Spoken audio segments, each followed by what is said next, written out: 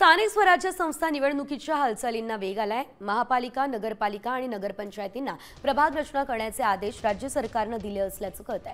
तर अ, ब आणि क वर्ग महापालिका प्रभाग रचना करण्याबाबतचे आदेश दिले। पुणे आणि नागपूर या शहरांचा अ वर्गामध्ये समावेश करण्यात आलाय। ठाणे, नाशिक, पिंपरी चिंचवड या शहरांचा ब वर्गामध्ये, तर नवी मुंबई, वसई विरार, छत्रपती संभाजीनगर आणि कल्याण डोंबिवली या शहरांचा क वर्गामध्ये समावेश करण्यात आलेला आहे। अ वर्गामध्ये पुणे आणि नागपूर असेल, ब वर्गामध्ये ठाणे, नाशिक आणि पिंपरी चिंचवडचा समावेश आहे।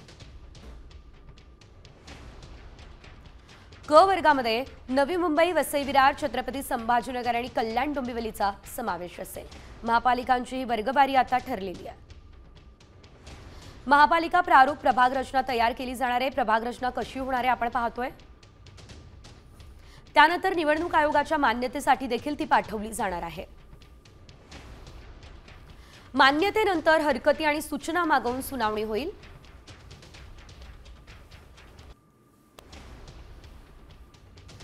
सुनावणीनंतर अंतिम प्रभाग रचना राज्य निवडणूक आयोगाकडे मान्यतेसाठी पाठवली जाणार आहे।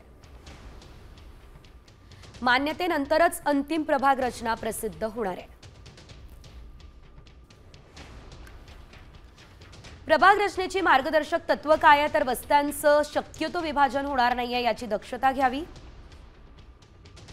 सुरुवात उत्तर दिशेकडून सर्वात शेवटचा प्रभाग दक्षिण भागामध्ये असावा। प्रभाग रचनेमध्ये भौगोलिक सलगता असावी। सीमारेषा, मोठे रस्ते, गल्ल्या, नद्या, नाले, डोंगर, रस्ते, उड्डाणपूल इत्यादी निकष विचारात घ्यावेत। कुठल्याही एका इमारतीचं, चाळ किंवा घराचं विभाजन दोन प्रभागांमध्ये नको। मोकळ्या जागांसह सर्व जागा कोणत्या ना कोणत्या प्रभागातच हव्या।